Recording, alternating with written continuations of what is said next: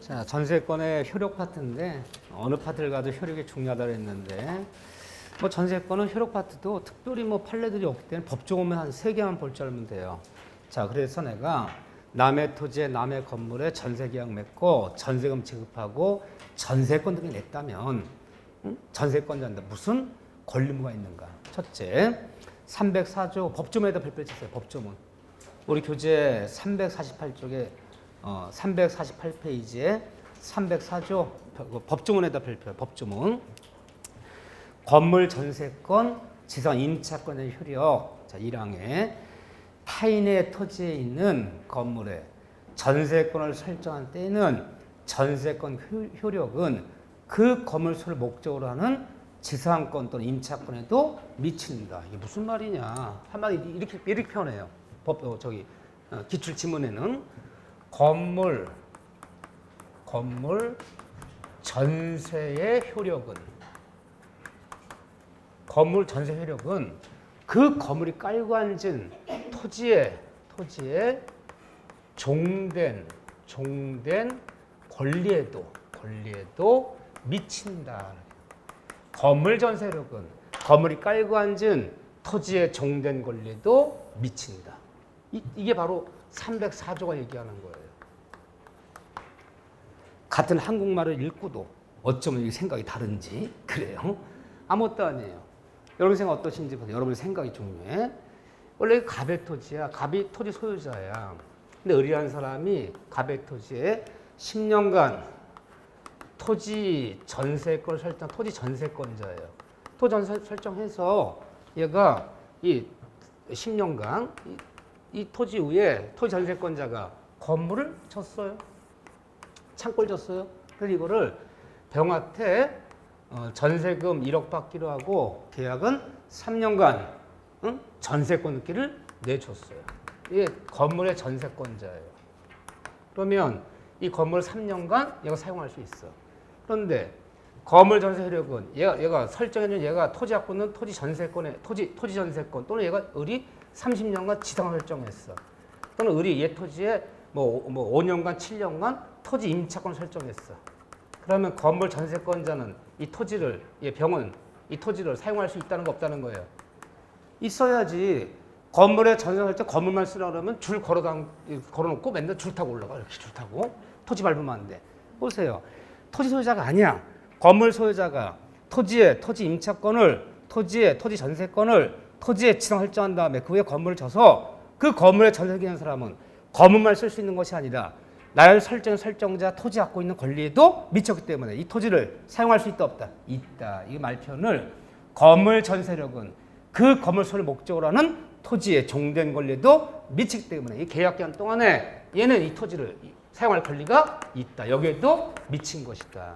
이해되죠? 이걸 말표현할 때 건물 전세력은 건물이 깔고 앉은 토지 임차권에도 토지 지상권에도 미쳤기 때문에 토지를 사용할 수 있다.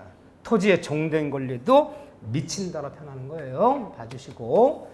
그런 다음에 쭉 그러면 3번이요. 아무것도 아니야. 3번. 그 밑에 있네. 맨 밑에. 전세 목적물의 소유권이 이전됐어요. 내가 남의 토지 건물에 전세를 낸 사람인데 아직 계약기간 남았어. 땅이 매매가 됐어. 건물이 매매되어 소유자가 바뀌었어. 바뀌더라도 관계 있어요? 관계 없어요? 관계 없어. 물권자는 이 세상 누구한테나 다 전할 수 있기 때문에 바뀌더라도 관계없기 때문에 새로운 신소자한테 내 전세를 그대로 승계들어가는 건데 이 다음에 전세계약이 다 끝났을 때 전세금 반환은 누구한테 요구하라는 거예요? 지나간 종전 소유자가 아니라 현재 양수인에게만 반환 청구해야지. 선택권이 있는 것도 아니야. 나 3년 전에 너한테 전세금 준 게 아니라 전소유자 줬어. 전소유자 빼줘. 그리고 선택할 수 있는 거 아니야. 양수인에게 신소유자 승계한 것으로 본다 간주. 자, 밑줄 그세요. 아무것도 아니지만 따라 맨 밑에 밑줄. 구소유자는 옛날 소유자 맨 밑에 줄이에요. 구소유자는 전세권 설정 지위를 상실하여 전세금 반환 의무를 면하는 거고 누구에게만? 양수인에게만 신소유자에게만 반환 청구하는 거지. 전세권자 선택권 있는 것도 아니다. 승계한 것으로 본다 간주. 이해되시죠? 네, 딱 조해놨어요. 그 다음에 오른쪽 페이지 봐보세요. 349조. 무슨 판례들이 있는 거 아니잖아. 지금 법조문이잖아. 309조 별표 하나. 309조 별표 하나 법조문에다가 물권자인 전세권자는 목적물의 현상을 유지하고 통상 관리에 속한 수선을 누가 해야 된다는 거야. 물권인 지상권 전세권의 유지 관리비를 누가 부담한다? 전세권자 스스로. 스스로 부담하는 거지. 설정자도 부담하지 않는다. 이걸 뭐라 불러요? 피로비는 설정자 부담하는 것이 아니라 전세권의 지상권자가 스스로 부담하는 거야. 내가 스스로 부담하는 거야. 그렇기 때문에 이 다음에 전세 기간이 다 끝났을 때 전세 목적물의 장판비, 도배비, 수선 수리한 거 비용은 상한 청구할 수 없고, 그럼 비용 상한 청구가 안 되는 거예요, 그냥 설정자한테. 뭐만? 유입비 상한 청구권만 인정되는 거예요. 이것이 뭐랑 다른 점이냐? 임대차, 토지임대차, 상가임대차, 주택임대차, 일반 창고, 공장임대차, 임대차 채권이야. 임대차에서는 수선수리비를 누가 부담하는 거예요? 임대인이 부담하는 거야. 근데 임대인이 부담 안 하니까 임차 내가 스스로 알아서 했다면 임대계 끝나는 날 임대인에게 피로비, 유입비 두 가지 뭐 상한 청구할 수 있어. 근데 물건인 지상권, 전세권에서는 피로비는 내가 스스로 부담하는 거지. 설정자한테 부담하는 게 아니기 때문에 수선수리했더라도 지상권자는 전세권자는 뭐만 있다? 유입비 상한만 해야지. 피로 상한 청구는 없다. 물건과 채권의 차이점이야 이게 지금. 그래서 사람들이 그런 말 하잖아요. 뭐 전세에서는 장판비, 도배비는 뭐 전세권자 부담하고 월세에서는 뭐 장판비, 도배비는 임대인, 집주인이 부담한다는 둥. 근데 그런 얘기 하잖아 이렇게. 그 월세는 얘기는 임대차를 얘기하는 거고 전세권 이쪽을 얘기하는 거야. 그 빗대어 얘기하기도 해요 이렇게. 오케이. 자, 뭐 넘기시면 넘겼어요. 350페이지에 306조 별표 보세요. 다 살아있는 법조문들이야. 306조 전세권, 양도, 임대 등 전세 물권자인 전세권자는 이 전세권을 타인에게 양도 또는 담보로 제공할 수 있고 그 계약 전속기간 내에서는 이 전세 목적물 타인에게 전전세 또는 임대할 수 있다. 자, 물권자들이요. 땅을 빌은 지상권자, 전세권자는 설정자 동의 없이도 설정자가 누구죠? 건물주, 토지 소유자. 얘 동의 없이도 내 맘대로 전세권을 양도할 수 있고 이전할 수 있고 전전세하고 임대할 수 있다 없다? 있다. 근데 이다 아직 안 배웠지만 채권 임대차에서는 주택임대차건 상가임대 논할 거 없어. 모든 임대차는 임대인 동의 없이는 양도 이전할 수 없어요. 근데 물건은 내 마음대로 양도 처분할 수 있어요. 있는데 중요한 얘기가 나오죠. 그러나 밑줄 설정인으로서 이를 금지할 때는 그러하지 아니하다. 그러하지 아니하다. 우리가 법정 읽다 보면 많이 나오는 용어가 그러하지 아니하다야. 그러하지 아니하다가 전라도 말로 뭐라고요? 거시기예요. 거시기. 알아서 해석해야 돼. 알아서 해석해야 돼. 그러면 자 보세요. 우리 306조에 보면 전세권자는 이 전세권을 남에게 양도하고 이전할 수 있고 전전세할 수 있고 임대할 수 있고 또 담보로 제공할 수 있어요. 있는데 그러나 특약으로 전세권 양도 인정 금지 특약이 있었다면 이 전세권은 절대 아마 양도 이전하지 않기로 하자는 특약이 있었다면 이 특약은 유효다 무효다? 유효해요. 그럼 양도 이전할 수 있어 없어요? 없어요. 그러면 우리 306조에 전세권자들은 전세 목적을 양도할 수, 임대할 수, 전전할 수 있다. 이 규정은 물권법이 있지만 이 306조는 임의 규정, 강행 규정, 임의 규정이에요. 특약으로 배제할 수 있으면 임의 규정. 특약으로 배제할 수 없으면 강행 규정. 근데 우리 물권법은 다 강행 규정이잖아. 그죠? 전세권 양도 이전만은 임의 규정이야. 양도면 특약이 있다면 양도할 수 없다. 그런데 잘 봐보세요. 우리가 배웠던 지상권에서 지상권 양도 이전 금지 특약이 있었어. 이 지상권은 30년간 너만 써야지 절대 남한테 양도 이전할 수 없기도 하자라는 특약을 넣었어. 지상 양도 금지 특약은 유효다 무효다? 이건 무효. 이건 뭐예요? 편면적 강행규정. 같은 걸 나오도 얘기 다르잖아. 물권 전세권 양도 이전 금지 특약은 유효. 지상권 양도 이전 금지 특약은 무효. 이건 임의 규정, 이것은 편면적 강행 규정. 비슷하지만 같아요, 달라요. 조심하셔야 돼 용어들. 예, 그거 하나. 그러니까 특이하고 이 양도세 금지시킬 수 있다. 그 다음에 전전세란 말 나오죠. 전전세 심하라 써놓으세요. 전전세는 과거에는 아주 가끔 나왔는데 지금 안 나온 지 한 8년, 9년 됐어요. 하지만 한 번은 볼 거야. 한 번은. 모의고사는 아직도 많이 나오지 물론. 자 넘기시면 그 정도 봐주시고 뭐 소멸은 그렇게 이 다음에 소멸도 제가 심화해서 볼 게 한두 가지 있고요. 자 넘기시면 이렇게 봐주시고 어딜 볼 것이냐 355쪽에 무슨 판례들이 없기 때문에 조각조각이에요. 355쪽에 보면 맨 밑에 1번에 전세권 설정자의 매청권 밑줄 법조문이에요. 이거 316조 제목의 밑줄 한 페이지 넘겨보세요. 2번에 전세권자의 매청권 또 밑줄 같이 묶어야 돼요. 이 매청권이란 말이 나와요. 이 전세권에서 만약에 이게 이제 건물 전세라면요. 근데 용어 중에서 항상 이 건물에는 뭘 쓰냐? 건물에는 부속물이라 불러요. 부속물 매수 청구권 이 불러요. 그럼 건물 임대차에서는 부속 매수 청구권. 근데 항상 토지에서는요. 토지 전세권에서는 이걸 뭐라 부르냐? 지상물이라고 그래요. 지상물 매수 청구권. 용어 정확히 써야 돼요. 자, 내가 종합적으로 설명하지는 않을 건데 이 다음에 다 이거 종합적으로 설명할 거야. 남의 걸 오래 빌려 쓰다 보면요, 뭐 토지 임대차건 건물 임대차건 전세권이 지상권이건 남의 걸 오래 빌려 쓰다 보면 내가 내 돈 들여서 거기에 건물에 뭘 부속시킬 수도 있고 토지 같으면 거기에 뭐 나무를 심을 수도 있고 뭘 창고를 칠 수 있단 말이야. 그럼 이런 문제가 이제 전세가 끝나면 그걸 철거시킬 것이냐 매수시킬 것이냐 항상 문제되는 거야. 남의 부동산 빌려 쓰는 것에는. 근데 항상 건물에서는 항상 이걸 뭘 쓰는 건물에서는 항상 부속물이라고 쓰는 거야. 건물 임대차에서는 부속 매청권이, 토지 임대차에서는 지상 매청권이.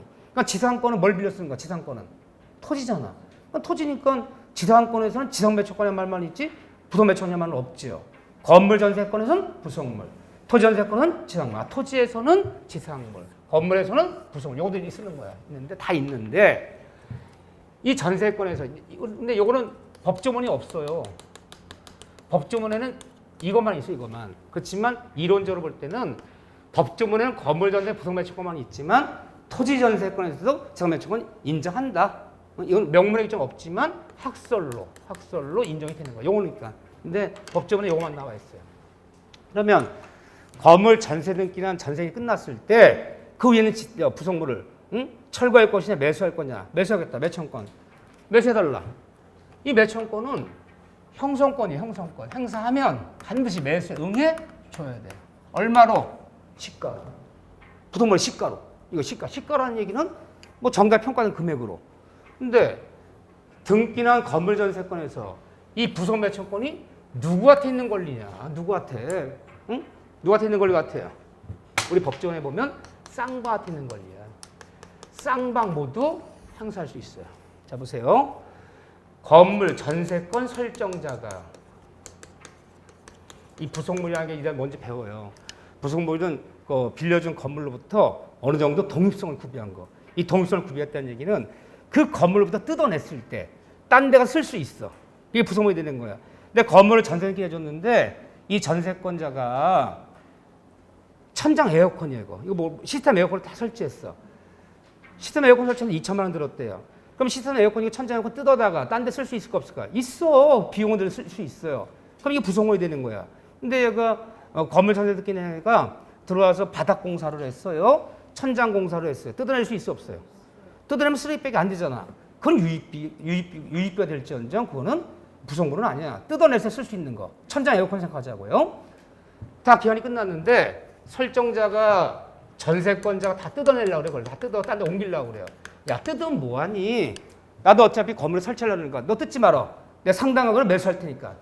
뜯지 마라. 내가 매수할 테니까. 라고 설정자가 전세권자한테 매수를 청구하면 전세권자는 정당 이유 없이는 거절할 수 없어요. 응해줘야 돼. 팔고 떠나야 돼. 뜯으면 안 돼. 이번에는 전세권 설정자한테 저기요 설정자 씨 건물주 씨 당신 건물 부속물 나 철거 추가 안 한다. 시가로 매수해달라. 얘도 행사할 수 있어. 쌍방 모두 행사할 수 있는데 다만 전세권자가 설정자한테 매수를 청구하려면 부속물 그 철거 수거하자 매수 청구하려면 부속시킬 때 설정자의 동의를 얻어야 돼요. 저기 건물주 씨, 내 천장 에어컨 설치하려는데 동의서에 도장 찍어주시죠. 동의합니다. 동의를 받았거나 그 부속물을 그 천장 에어컨이에요. 부속물을 설정자로부터 매수해서 부속시킨 경우. 천장 에어컨 예태 산 거 예태. 이 두 가지 경우에만 이 매청원이 있는 거야. 그러니까 두 가지 경우가 아니라면요. 동의도 안 받은 거야. 그냥 지가 설치한 거야. 그럼 다 뜯어내야 돼. 즉 전세권자가 건물주한테 매수 청구를 내면 부속시킬 때 건물주 설정 동의를 얻었거나 부속시킬 때 또는 설정자가 매수한 경우에 한해서만 행사할 수 있어. 그런데 얘는 얘한테 저기요 전세권자 씨 그거 부속 뜯지 마세요. 내 매수할 테니까 얘는 언제든지 돼. 아무런 제한이 없어. 얘는 제한이 있어? 제한이 없어요? 제한이 있어. 즉 쌍방한테 있는데 두 명 다 서로 매청권이 있는데 설정자는 전세권자한테 아무런 제한 없이 언제든지 매청구할 수 있고 전세권자 설정자 매수를 청구할 철거 수거하나 매수 청구하려면 부속시킬 때 동의를 얻었거나 매수에 한해서 한쪽은 제한이 있고 한쪽 제한이 없지만 어쨌든 누구한테 인정되는 권리다. 매청구는 쌍방 모두에게 인정되는 권리다. 왜 강조하느냐. 이 다음에 임대차가 하면 달라 이게. 임대차 매청권은 오로지 임차인의 권리지 임대인의 권리가 없어요. 응? 그렇지만 지금 비교는 안 해요 내가. 근데 어쨌든 물건에서는 지상권의 지상매청권, 지상권 지상물이에요. 물건 전세 부속매청권은 쌍방한테 인정되는 권리야. 설정자도 권자에게, 권자도 설정자에게. 하지만 이 다음에 임대차가 보면 지상매청권, 부속매청권 오로지 임차인들만 행사하지 임대인은 권리가 없어요. 달라요. 네, 누구한테 있다 일단은 쌍방한테 인정된다. 이렇게 하나 정리해 놔요. 자 됐어요. 이렇게 해서 그래서 전세권은 잡다한 게 많아서 그래도 이렇게 시간을 안 들이면 헷갈려요. 뭐 큰 깊은 이론이 있는 게 아니고. 자, 넘기시면 담보물권이야. 우리가 물권법에서 이 전통적으로 가장 중요시적인 데는 두 파트예요. 담보물권이랑 소유권 파트야. 이 두 파트가 가장 어렵기도 하고 양도 많고 그냥 중요시적인 핵심 파트야. 그런데 나는 요즘 와서 이 시험 문제만 놓고 보면 이 담보물권에 대해서 약간 회의감이 있어. 공부할 거 많아요. 유치권, 저당권 들어가면 굉장히 많아요. 공부할 거 상세히 보고 저당권 되게 어려워. 근데 문제는 32회 때 작년에 담보물권 세 문제 나왔어. 여기가 굉장히 중요하다고 해서 엄청 쏟아져 나오지가 않아. 31회 때 네 문제 나왔어요. 네 문제 나왔는데 네 문제 나오면 유치권 두 문제, 저당권 두 문제 이렇게 나와요. 세 문제 나오면 유치권 한 문제, 저당권 두 문제 이렇게 나와요. 내가 왜 강조하냐면요. 있다 보면 이 저당권은요. 상세보다 보면 본론점이 엄청 많아. 저당의 성립부터 시작해서 저당권의 처분, 저당권의 소멸, 근저당, 공동저당, 밀괄 경매 신청권, 전 침해에 대한 구제, 법정지상권, 목적물의 범위, 피담물의 범위, 논점, 제3측자의 지, 논점이 한 10개 이상이 넘어. 딸랑 갔더니 두 문제 달랑 나왔네? 많이 나오면 두 문제야. 그러니까 여러분들이 요즘의 특징이 뭐냐면 어느 파트 공부할 논점이 많고 막 그렇다고 해서 엄청 쏟아져 나오고 공부하기 간단하다고 해서 안 나오고 아니야. 똑같아. 그럼 같은 네 문제 나오면 유치권 두 문제, 저당권 두 문제. 그럼 유치권은 저당권에 비해서 공부하기 3분의 1밖에 안 돼. 그래도 똑같아 출제 비중이.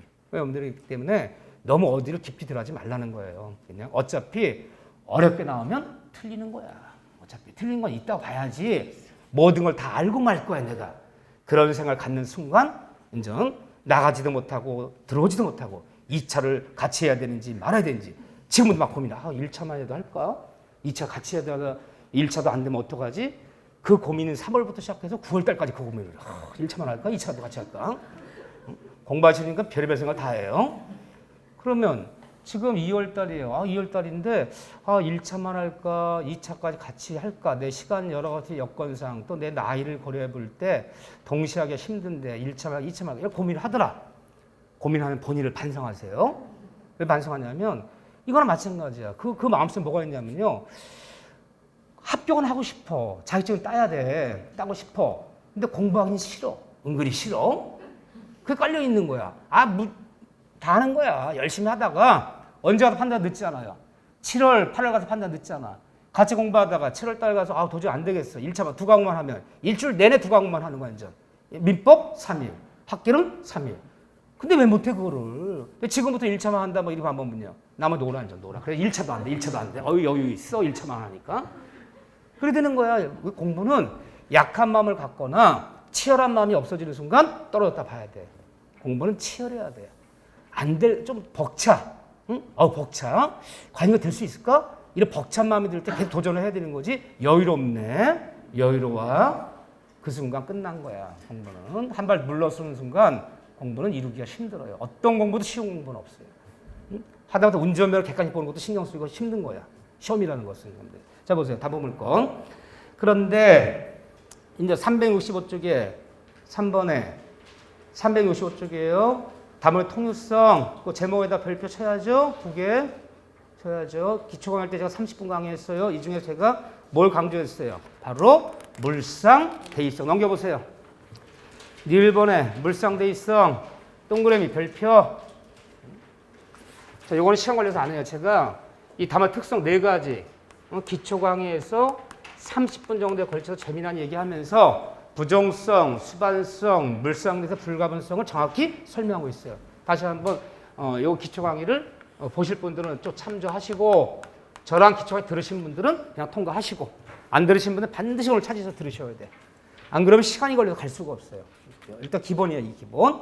자, 그런 다음에 바로 유치권으로 들어갈 거야. 유치권. 자, 유치권 들어갈 건데 유치권이 어디가 중요하냐? 너무너무 중요한 부분이 어디냐? 367페이지에 이번에 유치권의 성립요건 별표 3개 제목에다가 3개. 그래서 이게 어디까지냐? 요건이 368쪽, 369쪽, 370페이지까지인데 이 부분은 한 자단 빼놓고 서너 번 읽어야 돼. 정독해야 돼요. 유치권 범위가 짧아. 근데 100% 한 문제 여기에요. 원래 효력이 더 중요한데 유치권만은 요건이 더 중요해요. 효력보다요. 여기고 그리고 두 문제 나오면 한 문제 나왔다 두 문제 나왔다 그래요. 어떤 해는 작년 한 문제 나왔다 올해 두 문제 나오는 게 크지 언제요. 두 문제 나오면 해는 네 문제, 단목에 네 문제. 한 문제 나오면 단목에 세 문제. 372쪽에 유치권의 효력 별표 2개. 2개. 유치 효력 372쪽. 유치권은요. 이 별표 친 부분만 보면 6페이지밖에 안 돼. 이 6페이지에 두 문제까지 나온다니까 여기만 열심히 읽자. 뭐 나머지 볼 필요도 없어. 자, 앞으로 다시 와보세요. 자, 유치권. 여기 부분을 자세히 해야 돼요. 유치한다. 유치한다는 말이 뭐죠? 유치란 말이 뭐 유치?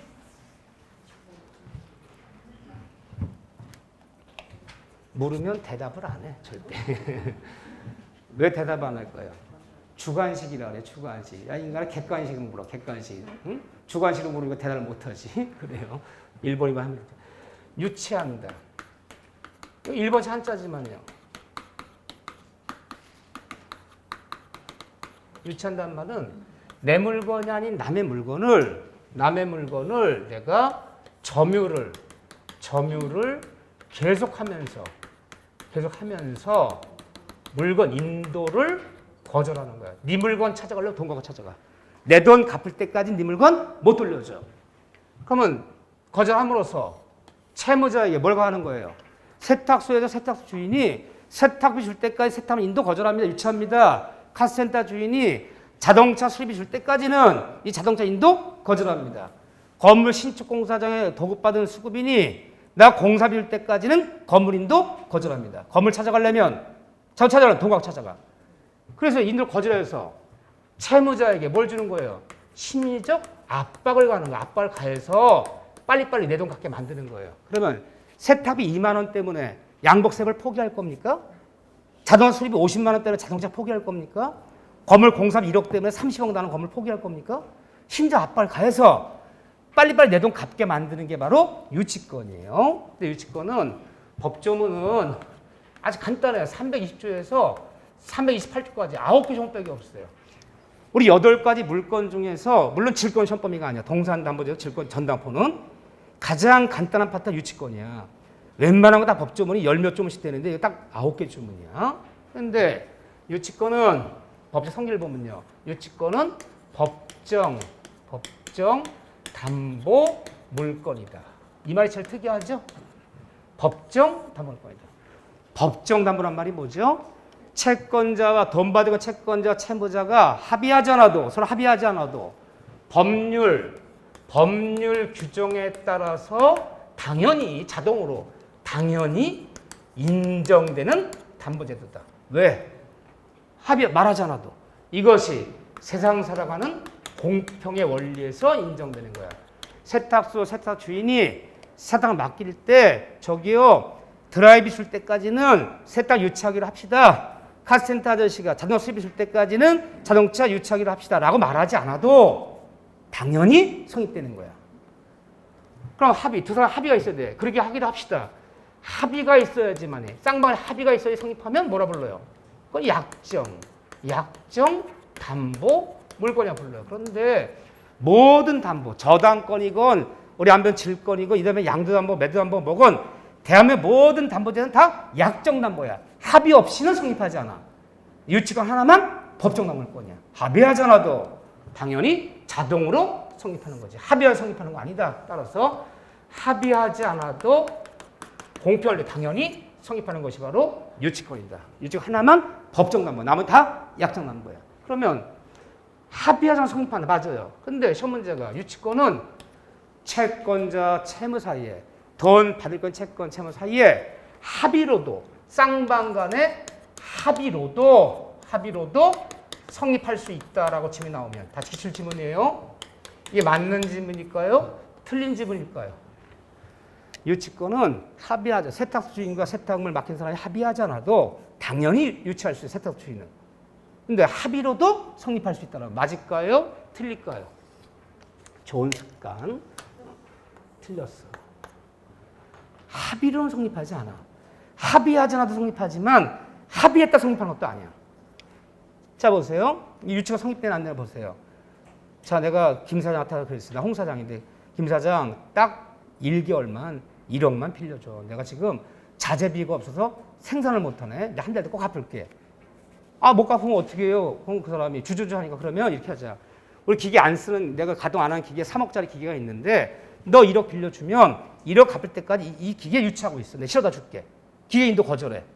내가 돈 갚아야지 기계 돌려주기로 해서 써였다고 해서 1억을 빌려주면서 1억 갚을 때까지 3억짜리 기계를 채권자 김 사장이 유치하기로 한다. 썼어요. 유치권 그 기계 성립되는 거 안 되는 거예요? 안 되는 거예요.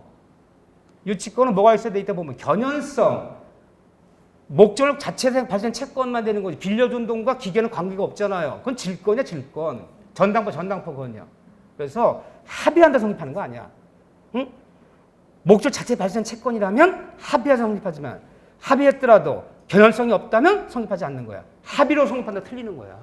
응? 이 두 단어의 의미를 아셔야 돼.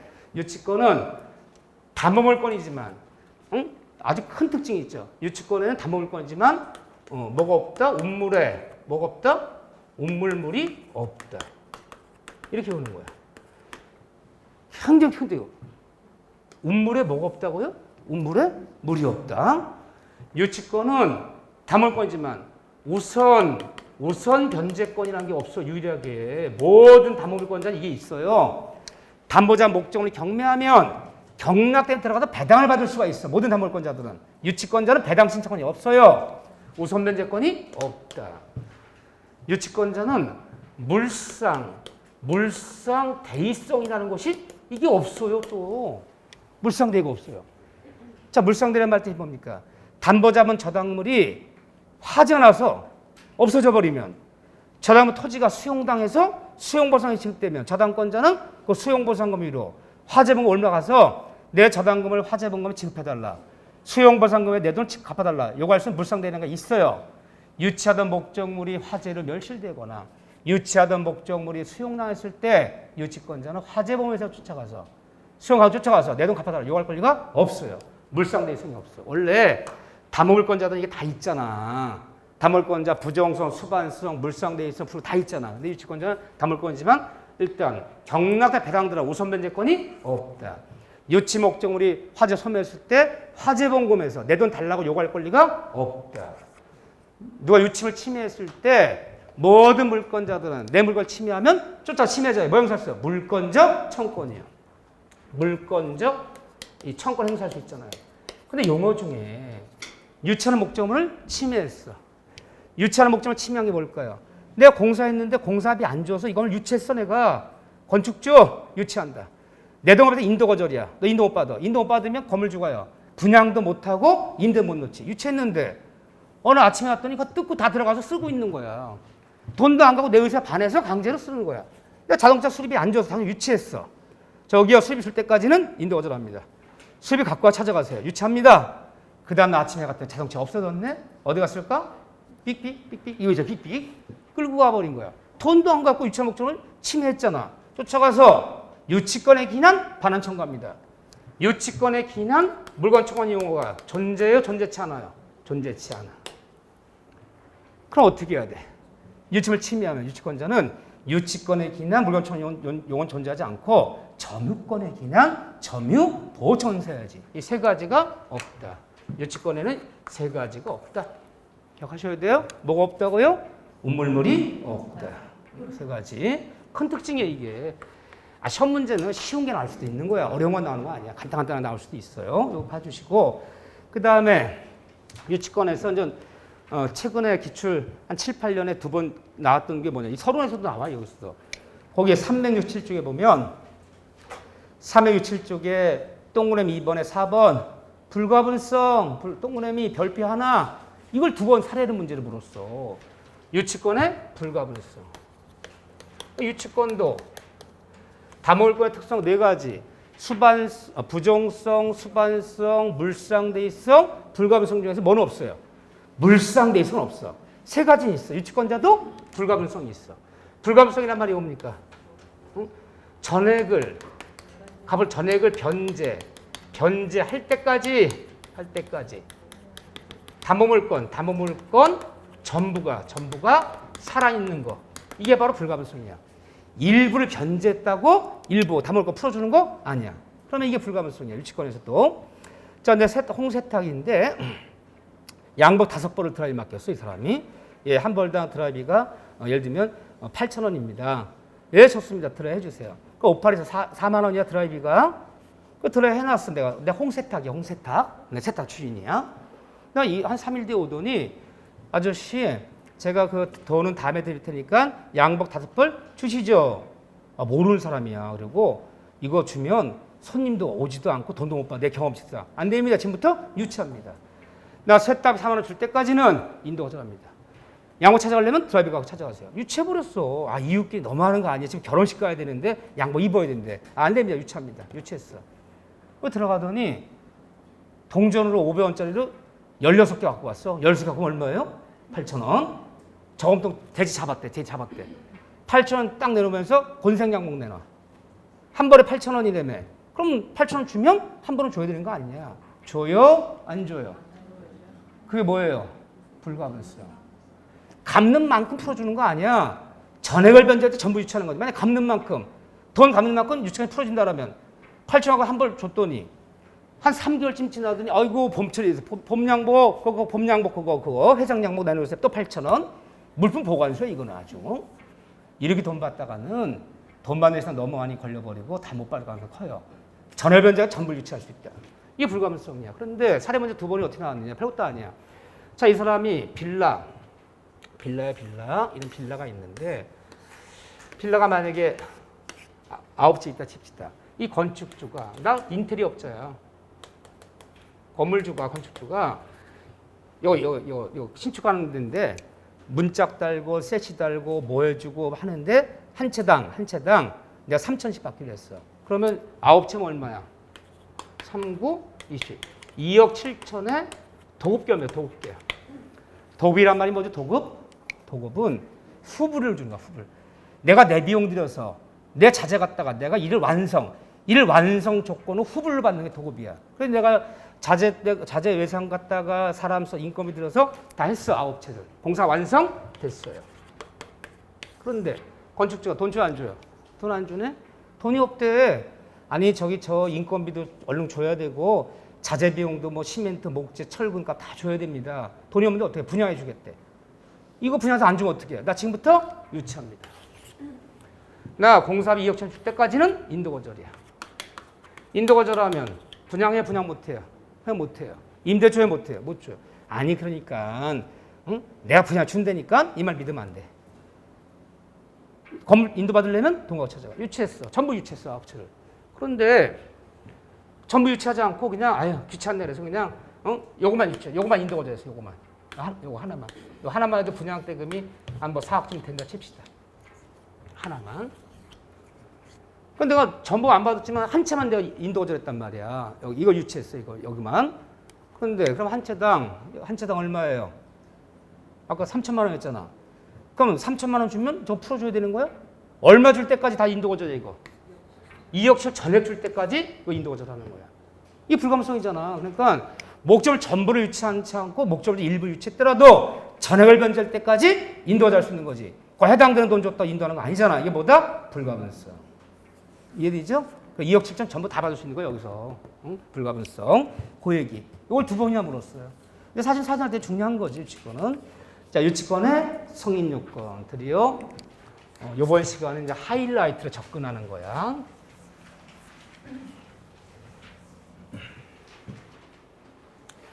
과연 유치권은 어떻게 성립? 성립 요건.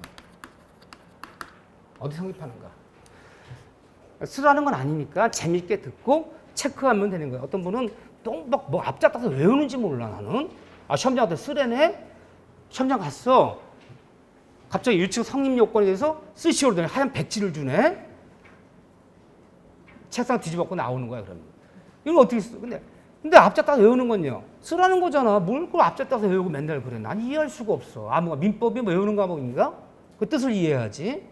그러니까 암기해야 되는 과목이 있어요. 2차 과목들은 암기 반, 이해 반이야. 응? 왜? 2차 과목들은요. 시험장 가면 명사. 그 명사 갖고 정답 오답이 결정돼. 명사 중과실이냐 경과실이냐. 예를 들면 뭐냐 이렇게 명사를 갖고 정답이 결정돼. 외우지 않고는 방법이 없어. 근데 서술 갖고 결정되면요. 적용되지 아니한다. 적용될 수도 있다. 적용된다. 이 서술은 한자 바뀌면요. 문장이 부정이든 긍정이든 바뀌는 거지. 그 문맥의 뜻을 이해를 해야지 앞에 명사하고 결정하는 게 아니란 말이야. 그러니까 민법은요. 어디가 결정하는 거야? 맨 마지막하고 정답 오답이 결정돼. 서술 갖고요. 그러니까 그 내용을 그 지문을 읽고 나서 무슨 뜻인지가 머릿속에 이해되는 거지. 앞에 명사하고 결정해야지 뭐 앞잘 따서 뭐 외우든지 말든지 하지. 근데 나는 이해할 수가 없어. 뭐 이렇게 앞잘 따서 뭐 하는 거 이해할 수가 없어. 응? 그런 시험이 아니다. 그런 1차 시험이. 그러면 누가 뭐 민법 어렵다 그럽니까? 이야기, 스토리가 있어야 돼. 어딜 가면 이 문제 읽으면 수업 시간에 들었던 이야기들이 막 생각나는 거야. 같이 수업했던 이야기들이 막 생각나면서 그런 마치 영화를 보여주고 나서 닥터 지바고라는 영화를 보여주고 나서 바로 설문지 주면서 거기에서 영화에서 본 장면을 주면서 여기서 주인공의 태도는 그 영화를 모르고는 쓸 수가 없잖아요. 마찬가지 민법은요. 스토리가 없이는 쓸 수가 없죠. 맞힐 수가 없어. 자꾸 뭐 듣는 게 중요하다. 교과서에 글자화되는 게 중요한 게 아니라 내가 입으로 얘기하는 선생님 입으로 얘기하는 거. 이런 걸 자꾸 들어야지만이 가랑비에 옷 젖듯이 서서히 젖어 들어가는 거지. 이야기가 없으면 이건 민법은 안 되는 과목이에요. 자 보세요. 첫째, 유치권의 목적물. 어떤 사람은 이것도 아마 목 하나 땄어. 응? 목적물. 어느 물건을 유치할 수 있느냐. 목적물은 부동산도 유치할 수 있고 동산도 유치할 수 있고 유가증권도 유치할 수 있고 즉 유치권 대상은 동산보다 유가증권 가리지 않는 뭐든지 다 유치할 수 있다. 부동산만 유치할 수 있는 거 아니다. 그렇지만 이 목적물은 누구 거예요? 돈 갚을 거 있는 채무자 거. 유치할 수 있어 없어요? 있어. 채무자 것이 아닌 제3자 거. 채무자 거 아니래. 제3자 것도 유치할 수 있을까 없을까요? 제3자 거래요. 자 보세요. 나 홍세탁. 오늘 세탁으로 끝냅시다. 나 세탁 사는 세탁 주인인데 눈이 많이 온 날이야. 눈이 펑펑 많이 온다. 그 다음날 어느 아주머니가 민코트를 드라이를 맡겼어요. 코트가 푹 젖었어. 막 진흙도 묻고요. 뭡니까? 그랬더니 어제 눈이 많이 왔잖아요. 그랬더니 너브스트를 찍고 싶어서 민코트 입고 막 뒹굴렀대. 막 눈발 뒹굴렀대. 하루 종일. 이 털은 그리 관리하면 안 됩니다. 드라이비도 비쌉니다. 특수드라이비 드릴 때 드라이비가 5만 원입니다. 6만 원입니다. 해달래. 했어. 그러니까 며칠 뒤에 달래요. 세탁비는요, 다음에 드리겠대. 내가 어떻게 했을까, 지금부터? 이 코트 유치합니다. 내가 세탁 5만 원 칠 때까지는 인도 거절합니다. 유치했어. 그러더니 조금 이따 다른 아주머니 오더니 달래요. 뭡니까? 했더니 이 코트는 자기 코트인데 내 건데 이분이 민코트 한 번만 입어보면 소원이 없겠네. 빌려줬대. 하루 입어봐. 근데 눈밭에 막 뒹굴렀대. 그날. 드레에서 저 갖다 달라고 했더니 드레 한 거야. 그러니까 돈은 이분한테 받고 이 코트는 내 거니까 달라고. 나 줘요, 안 줘요? 안 줘요. 삼자 것이든 채무자 것이든 누구와 관계없어. 나 수리비 줄 때까지, 드라이브 줄 때까지 누구한테 다 인도 거절하는 거지. 채무자 것만 유치하는 게 아니잖아. 하지만 자기가 자기 거. 여기서 말하는 자기는 집에 계신 그 자기가 아니에요. 본인 거. 자기 거 유치한단 말 있어, 없어요? 없어요. 내가 내 물건 유치하면 안 되나? 내가 내 물건 유치해 나한테 막 심지어 압박을 가해. 막 스스로 막 가해. 나 자학하고 있어. 내가 내 물건 유치하면 왜 안 되는 거야? 이론적으로 볼 때. 내가 내 물건 유치해버렸어. 내가 내 물건. 왜 안 되는 거야? 우리가 배우는 제한물건, 용의물건, 담보물건, 지상권, 지역권, 전세권, 유치권, 저당칠권 모두 타물건. 내 것이 아닌 남의 것에만 가능한 물건이야. 내가 내 물건에 갈 수 있는 물건은 소유권, 점유권 뺏긴 없고 나머지 물건 다 타물건. 타내 것은 가능해.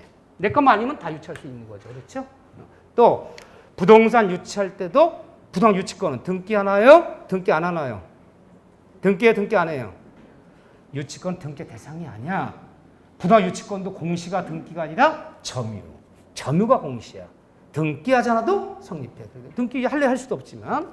두 번째, 목적으로 갖고요. 유치가 성립하려면 뭐뭐에 관하여 생긴, 교과서 순서대로 보세요. 생긴 채권일 거. 아무나 유치하는 게 아니다. 뭐뭐에, 법주문이야 320조에 뭐뭐에 관할 생긴 채권이어야 유치권이 성립한다. 이걸 말로 표현하면 뭐냐면 유치 성립하려면 그 채권이 받을 돈이 견연성이 인정되는 채권일 거. 그래야지만이 유치 성립하는데 이 견연성 얘기가 너무너무 중요한 거죠. 당연 32회 때도 여기 나왔지 당연히. 응? 이 관생기 채권. 견연성이란 말 뜻이 뭐예요? 견연성. 1번이 한자 뭐야? 연관성 있는 채권. 뭔가 연관성이 있어. 연관성. 견연성이란 말 뜻 그것이야. 견자 끌 견자야. 뭐 끌리는 채권. 연관 있는 채권만 유치해야 돼. 근데 뭐가 견연성 있는 것이냐? 이걸요. 이 얘기가 이제 봐보세요. 우리 교재 368조 2번에 기억 동그라미 368쪽에 2번에 기억 동그라미 제가 굉장히 친절하기로 이제 마음먹었어요. 밑줄 채권이 목적 자체로부터 발생한 경우 견연성 있는 거 유치권 이거 밑줄 그신 다음에 오른쪽 페이지 보세요.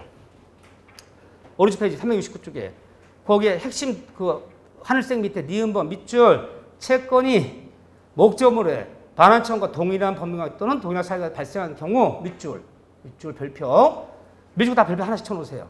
그 다음에 그 2번에 동그라미 2번에 채권과 목적물의 점유의 경영관계 또 밑줄 이 세 문장이 굉장히 중요한 문장이에요. 자, 이걸 중심 볼게요. 아무 채권이나 유치할 수 있는 것이 아니라 연관성 있는 채권만 유치할 수 있는데 판례에 따르면 뭐가 견연성 있는 채권이냐 뭐가 이게 인정된 채권만 유치할 수 있는데 첫째 견연성이란 채권이 뭐예요? 채권이 받을 돈 내가 받을 돈이 채권이 내가 점유하고 있는 목적물 그 자체에서 발생했을 거. 그 물건 자체에서 발생한 채권이어야 뭐가 있는 거야? 그래야지 견연성이 있는 거야. 그래서 유치할 수 있는 거야. 세탁비는 어디에 들어간 거야? 세탁물 자체에 들어간 비용이야. 내 카센터 주인이면 자동차 수리비는 어디에 들어간 거야? 그 자동차 자체에 들어간 비용이야. 내 건물에 인테리 공사 도구업자면 내 그 모든 공사비는 그 건물 자체에 들어간 비용이야. 그러면 그 비용 줄 때까지는 뭐 할 수 있다? 그 건물 유치할 수 있다. 그 이런 게 뭐가 있느냐? 그 이런 거 우리 이제 사진할 때 무슨 뭐 수선비, 어떤 목적물 수선비, 뭐 수리비, 뭐 건물 같은 공사비, 공사비 채권 또는 좀 유치하게 얘기해서 이제 필요비, 임대차에서 필요비, 목적 자체된 순수리비, 유익비, 목적 자체된 비용, 유익비와 목적 자체된 계량비 이런 걸 뭐라 부르냐? 이단 보면 어디를 배우든 물건을 배우든 채권을 배우든 어디를 배우든 비용 상한청권. 모든 점유자는 회복자에게 점유를 반환할 때 도둑놈도 비용 상한청권이 있다. 예를 들면 전세권자와 지상권자는 전세계약이 끝나는 날, 지상권이 끝나는 날 필요비 상한청은 없지만 유익비 상한청이 있다. 뭐 이 다음에 보면 임대차, 임차인들, 임대인에게 필요비, 유익비 모두 상한청구할 수 있다. 그걸 뭐라 부르냐? 어딜 배우든 비용 상한청권은 비용 상한청권은 목적을 자체에 들어간 비용이기 때문에 이거 안 주면 줄 때까지 다 뭐 행사할 수 있다. 이거는 다 유치권 행사하는 거예요. 유치권은 누구한테 인도 거절하는 거야? 유치권 물건이야. 물건. 나에게 돈 갚은 채무자 때문에 인도 거절하는 것이 아니라 이 세상 모든 사람이 인도 거절해. 경락자건 신소자건 다 인도 거절하는 거야. 물건이잖아. 나 이 비용 줄 때까지는 이 세상 모든 사람한테 다 유치권 행사하면 다 인도 거절할 수 있어요. 요거죠, 이거요. 그런데 우리 교재를 보시면 요즘은 그 핵심 있잖아요. 거기 오른쪽 페이지 봐보세요. 이런 것도 목적 자체에 대한 비용 견연성 있대 유치권인데 유치권이 인정되지 않는 경우 그 별표 하나 치세요. 은근히 잘 물어. 이렇게 박스 쳐놓고 유치 인정도 고르시오. 인정 안 해 고르시오. 그러는데 요즘에 잘 나와요. 잘 나오는데 주로 어디서 많이 나오냐. 임대차에서 이 얘기가 주로 나와. 임대차에서. 아직 안 배웠죠. 임대차 보세요. 뭐 권리금이 어떻다. 뭐 권리금 수수계획을 줄 거냐 안 줄 거냐. 상가 임대차에서 일반 뭐 임대차에서 임대 권리금. 임대차에서 발생하는 문제잖아요. 임대차에서 임차인들이 권리금 받을 수 있냐. 임대차 권리금. 그 다음에 네 번째 뭐 임대인의 의무변환 손해배상 채권. 예를 들면 5번에 임대차에서 지상물, 토지임대 지상물, 건물 부속매수권. 예를 들면 또는 보증금 반환. 아 임대가 끝났는데 임대 보증금을 반환해 주 않아요? 보증금 반환. 보증금이 어떻다? 그럼 임차인은 보증을 빼줄 때까지 임차 목적 인도를 거절하면서 이사 안 나갈 수 있어. 보증금. 이 보증금 반환이 어떻다? 뭐 권리금 수수가 어떻다? 뭐 임대차에서 손해배상금을 줄 때까지 나 인도 거절한다. 또는 너 건물에 있는 부속물 토지임대차다. 지상 매수. 이사 매수해 줄 때까지 나 토지건물 인도를 거절하겠다. 이런 것들 다 뭐냐? 이런 것들 다 뭐냐면 다 이게 유치권이 아니야. 이다 보면 이런 것들은 다 동시행의 항변권이라는 이 채권이야, 채권. 물건이 아니야, 이거는. 그러면 임대차 얘기 나왔을 때 임차인이 임대인에게 유치권 행사는 하나밖에 없어. 하나. 기억하시면 돼. 임대차 얘기 나오면 비용 상한청권 하나만은 뭐다? 유치권이야. 그럼 비용 상환 안 해주면 누구한테 인도 거절할 수 있어? 임차인이. 나 상가 임대 들어왔어. 주택 임대 들어왔어. 창고 건물 임대 들어왔는데 필요비 유익비 집어넣는데 건물 주고 안 줘. 그런 사이에 경매가 됐어. 그런 사이에 매매가 돼서 매수 바뀌었어. 경락자 나타났어. 신소자 나타났어. 인도 거절할 수 있어 없어요? 있어. 유치권은요. 이 세상 모두가 인도 거절할 수 있잖아요. 유치권 하나밖에 없어. 임대차에서. 뭐? 비용 상한청. 나머지는 다 뭐다? 나 보증 빼줄 때까지 이사 못 나가. 네가 보증 빼주는 거야. 내가 이사 나는 집도 같이 하자. 나 정당 권리금 수수할 때까지는 인도 못해. 인도 거절이야. 너 건물 임대차에서 부서 매수해 줄 때까지는 나 건물 인도 못해. 다 뭐예요? 동시행의 항변권이라는 채권이야. 이거는 유치권이 아니야. 같이 하자. 이달 배우면요. 동시항변 채권이랑 유치권 왜 다르냐. 이 채권 동시항변권은 둘끼리만 주장해야 돼. 경락자한테 주장 못해요. 경락자 씨, 나 경매단생 보증금 안 빼줘서 이사 못 나갑니다. 나 경락자 씨, 저기 전소유자인 그 경매당한 집주인이 나 저기 그 부속을 매수 안 해줘서 매수할 때까지 이사 못 나갑니다. 걔한테 주장 못해. 동시항변 채권 이 둘끼리만 임대인한테 주장해야지. 신소유자 경락자 주장한 게 아니야. 유치권 모든 사람한테 주장할 수 있잖아.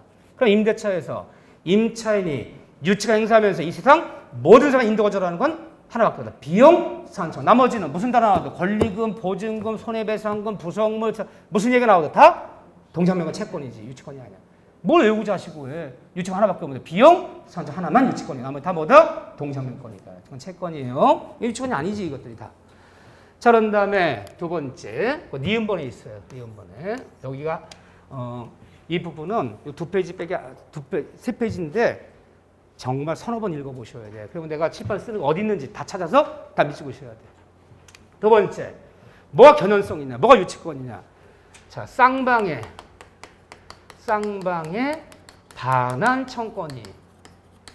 두 사람이 서로 반환 청권이 있어요. 갑이라는 사람과 을이라는 사람이 있는데 얘도 얘한테 반환해달라. 얘도 얘한테 반환해달라. 서로 반환 청권인가. 쌍방의 반환 청권이 동일한 관계에서 발생했다면 이것이 사실관계에서 발생했든 이것이 법률관계에서 발생했든 원인은 불문하고 모두 유치권 행사할 수 있다. 두 사람의 반환 청권이 동일한 관계에 발생했다면 어디서 발생했든 다 유치권 행사할 수 있다는 거야. 그러면 자, 우리가 배운 것 중에 하나 볼게요. 자, 민법 총칙 배울 때 취소한다. 취소 사유는 몇 가지가 있었죠? 제사, 강착, 제한 능력, 사기, 강박, 착오를 원인으로 범행한 사람은 취소할 수 있어요. 취소한다. 취소한 다음에 취소는 뭐가 있다? 취소한 다음에 떨어져. 취소는 소급표가 있다. 취소한 다음에 떨어지면 취소한 날로부터 소멸하는 것이 아니라 계약 몇 날로 돌아 소급적으로 소멸하고 취소는 소급표가 있다. 두 번째, 취소는 쌍방원의 부당이득 반환이 있다. 취소하기 전까지 내가 준 것은 돌려주고 받은 것은 돌려주고 준 것은 돌려주고 부당반환. 이때 부당반환 범위는 쌍방원의 부당반환 범위는 선이었다면 현존이, 악이었다면 받은 것 플러스 이자 플러스 손해배상. 다만 제한 능력을 원인하는 취소만은 제한 능력 자책은 미성년 자책은 선이 악이 불문하고 언제나 현존이. 그럼 취소에 따른 얘가 취소했어요. 이 계약 취소한다. 이 말 떨어졌어. 그럼 얘가 받은 것을 돌려줘야 돼. 부당반환. 얘도 받은 것은 돌려줘. 부당반환. 쌍방의 반환 청권이 동일하게 발생했잖아. 그럼 취소했다는 부당반환끼리는 서로 뭐가 발생하는 거야? 유치권이 성립되는 거야. 자, 보세요. 잘 봐봐. 아무것도 아니야. 냉장고와 세탁기 한 대를 서로 막 교환했어. 냉장고 넘겨서 세탁기 넘겨받았어. 인간이 사기를 쳤네. 넘겨서 세탁기, 고장난 세탁기야.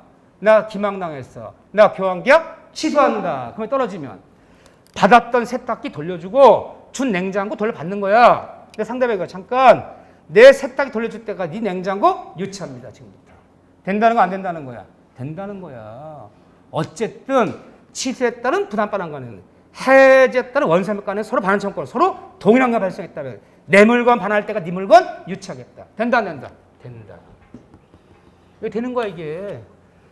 이런 경우도 발생해요. 응? 자, 서로 우연히 물건이 맞바뀌었어. 서로 우연히 물건이 서로 모임에서 바뀐 거야. 이게 무슨 법률관계는 아니잖아. 이것도 유치할 수 있어요. 자, 이번에 모임 나갈 때 그 핸드백 들고 나 자랑하려고. 근데 다른 친구도 똑같은 걸 들고 나온 거야. 똑같아. 김샜어. 자랑도 못했어. 그 집에 와서 봤더니 핸드백이 바뀐 거야. 내 핸드백은 진품, 그 핸드백은 작아. 바뀐 거야. 응? 당장 전화해서 야 인간아, 내 핸드백은 한국 사원 핸드백이야. 너 이태원 이거 이태원 재지 이태원 메이드 인 이태원. 응? 빨리 남의 핸드백을 왜 갖고 간 거야? 야 인간 네가 먼저 하지 내가 먼저 하지. 어쨌든 친구 니네 집 갈 테니까 그 친구를 보내라. 내 핸드백은 이 작아는 뭐 이자매 뭐 찾아가든지 아니면 내가 택배를 붙여두든지 할 테니까 일단 보내. 걔가 뭐 갑자기 유치한데. 내 핸드폰 돌릴 때까지 내 핸드백 돌릴 때까지 네 핸드백 유치합니다. 내 핸드백 돌려받는 거야. 내 돌려주고 집부터 같이 한다. 유치할 수 있어요. 서로 우연히 물건 맞바뀐 경우에도 내 물건 돌려주고 네 물건 유치하겠다. 서로 유치가 성립이 된다는 거예요. 어쨌든 쌍방의 반환 청권이 동일한 관계에서 발생했다면 이런 관계 발생했든 이런 관계 발생했든 다 뭐 할 수 있다? 유치권 성립된다. 이거 니은번이야. 교과서 여기까지야. 근데 세 번째 얘기. 물론 작년에도 설명드렸어요. 요게 나왔죠? 요 지문이. 또 하나 견성이 뭐냐? 세 가지. 어떤 물건 자체에서 발생한 손해배상 청구권은 견연성이 인정되기 때문에 견연성이 있기 때문에 유치권성이 유치할 수 있다는 거예요. 물건에 발생한 손해배상금은 이 손해배상금 줄 때가 이 물건 유치할 수 있다 그래요. 자 보세요. 옆집 목장인데 목장 말 2마리가 봄철에 우리가 내가 당근을 심어 당근만 200평을요. 근데 봄철에 옆집 목장에 있는 말 2마리가 우리 당근밭으로 뭘 나왔어요? 피크닉 나왔어. 피크닉. 소풍을 났어 인간들이. 그래갖고 나 외출하다 갔더니 당근밭 다 망쳐놨어. 말 2마리 묶었어. 목장 주인 당근간 물어줄 때까지 니네 말 2마리 지금부터 유치한다. 인도거절이야. 말 찾아가려면 당근간 갖고 찾아가. 유치할 수 있어 없어요? 있어. 근데 길거리 지나가는데 옆집 개가 나를 물었어. 옆집 개가 조그만 개가. 근데 물린 채로 개를 끌고 들어와 우리 집에 끌고 들어왔어. 야, 니네 미친 개가 사람 물었어. 근데 얼마나 놀랐는지 몰라. 응? 우황청심원 10강 먹어야 돼. 우황청심원가. 응? 상처 후시딘가. 또 심적 위자료. 개한테 물렸다는 이 자괴감. 응? 등등. 어쨌든 너 손해배상금 10만 원 줄 때까지는 이 강아지 지금부터 유치해버리니까 인도거절해. 니네 강아지 찾아가려면 동화 찾아가. 강아지 유치할 수 있어 없어요? 있어 없어요? 있어요. 강아지가 아직까지 뭐야? 강아지 말이 뭐야? 물건이잖아.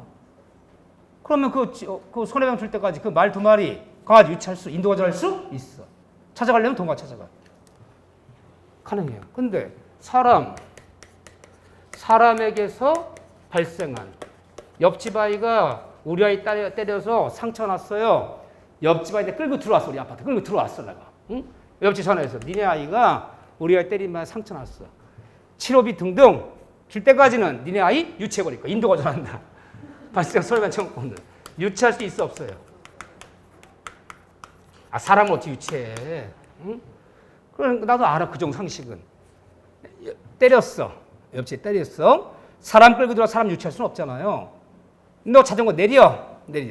내 자전거 계속 타고 자전거 끌고 들어왔어. 너의 아이가 우리 상처 줬는데 치료 줄 때까지 이 자전거 유치해버릴까? 인도거절이야. 자전거 700 갖고 찾아가. 그럼 걔가 타고 있는 자전거 끌고 들어오면 유치할 수 있어 없어요? 있을까 없을까요? 없지. 자전거랑 우리 아이 상처 난 거랑 관계가 없잖아. 견수 없잖아. 사람을 끌고 들어와도 안 되고 걔 물건을 갖고 들어와도 안 되지. 이거는 어떤 것도 안 되잖아. 하지만 강아지가 사람을 물었을 때 옆집 말이 우리 당황 망쳤을 때 그 말 강아지 유치할 수 있다 없다? 있다. 이건 어떤 경우도 안 돼. 이거는 세 가지 얘기를 하고 있는 거예요. 네 번째 여기가 하이라이트야. 자, 견연성이 있다는 것은 채권과 내 받을 돈이야. 채권, 받을 돈과 내가 점유하고 있는 목적물. 그러면 세탁물. 아까 자동차. 또 내가 건물 공사할 때 뭐 세치라든가 문짝 따는 인테리어 업자라면 그 건물. 내 점유하고 있는 건물과 세탁물과 자동차와 내 받을 돈 목적물 사이에는 연관성, 견연성이 있어야 돼 없어야 돼요? 있어야지. 견연성을 요한다 그래요. 그대로 꼽혀는 이렇게 요한다. 있어야 한다. 그래야지 유치권 성립하는 거야. 이게 없으면 유치권 성립이 안 돼요. 그런데 채권과 이거 외우셔야 돼. 외우라기보다 너무너무 자주 나오는 질문이야. 받을 돈과 채권과 점유와의 견연성은 요한다? 요하지 않는다? 요하지 않는다. 같은 말도 너무너무 어렵게 해. 이거 기억하셔야 돼. 받을 돈과 점유하는 목적물 사이에는 서로 연관성이 있어야 돼. 요한 있어야지 유치권 성립해. 하지만 받을 채권과 점유와의 견연성과 요하는 것은 아니다. 요한다면 틀려요. 이게 무슨 말이냐? 받을 돈과 이 점유의 선후는 관계 없다. 이것만 관계 있다면. 자 보세요. 따라서 첫 문제가 유치하려면 어느 물건 유치하려면 내도 유치하려면 점유 중에 발생한 채권이어야 유치할 수 있다. 틀려요. 선은 관계없어요. 이걸 이렇게 표현하는 거야. 그러면 채권의 발생, 받을 돈의 채권의 발생과 채권 1년 전에 발생했어. 1년 전에. 자 보세요. 내 카센터 주인이야. 단골 손님이야. 마을 동네 사람이야. 잘 아는 사이야. 응? 근데 어느 날 자동차 끌고 왔어. 아, 타이어 좀 펑크 났으니까 좀 수리해. 아유, 타이어가 다 닳아서 갈아야 된다고. 응? 갈아놓으래. 응? 갈아놨어요? 타이어? 4짝 갈아놨어? 뭐 타이어비가 예를 들면 50만 원씩다 50만 원인데 아이고 내가 오늘 돈 없으니까 일단은 2, 3일에 줄게. 그래서 수리비 안 받고 그냥 줬단 말이야. 1년 전이야. 그때부터 이 정비업소 옵니까? 안 옵니까? 안 와요? 그 앞으로 다녀요? 안 다녀요? 안 다녀요. 전화 받아요? 안 받아요? 어떻게 그럼 잘하셔? 백들이 그런 분이요? 아, 사람 만나야지 뭐 돈 달라는 얘기를 하지. 1년이 지났어. 근데 1년 지났는데 한 1년쯤 지났는데 그 집 아주머니가 그 자동차를 다시 몰고 온 거야. 그 자동차를. 번호판 그거 몰고 와서 엔진을 걸어달래. 딱 맡기자마자 지금부터 유치합니다. 나 1년 전에 타이어비 줄 때까지는 이 자동차 인도 거절합니다. 되는 거 안 되는 거예요? 되는 거예요. 자동차는 그 자동차 맞아요? 맞잖아. 그 자동차잖아. 근데 내가 받을 돈 타이어 교체비는 1년에 발생했지만 다시 그 자동차 내가 1년 후에 점유하면 유치권 성립할 수 있다 없다? 있다. 선언은 관계없어. 채권이 먼저 발생했고 나중에 그 물건 점유해도 성립하는 거지. 꼭 점유 중에 발생한 채권만 유치할 수 있는 얘기 아니야. 근데 목적물과는 연관성이 있어요? 그 자동차잖아. 그 자동차. 자동차 타이어 수리해준 자동차잖아. 그러면 선언은 관계없는 거지. 꼭 점유자 발생한 채권이야 유치되는 건 아니잖아. 채권이 먼저 발생했고 나중에 그 물건을 점유했더라도 이거 성립하는 것이다. 이거를 그 편이 어떻게 하냐. 채권과 점유와의 견연성을 요하지 않는다라 편해. 하지만 물건, 그 목적물, 자동차와 그 목적물과의 연관성이 있어야 돼, 이거를. 이것도 없으면 유치권 성립이 안 되지만 이거는 관계없다. 너무너무 자주 나온 질문이야. 너무너무 많이 나왔던 질문이야. 꼭 기억해 주세요. 채권과 점유와의 견연성을 요하지 않는다. 교과서 복잡해 보이지만 결국 4문장으로 다 정리한 거예요. 다 봤어요. 여기 제일 중요해요. 거의 여기 문제예요. 넘기시면 유치권 성립하려면 채권 변제기가 도래될 여기부터 10분 쉬었다가 나머지 좀 보고 저당권 조금 보고 갈 거예요. 10분 쉬었다 하자.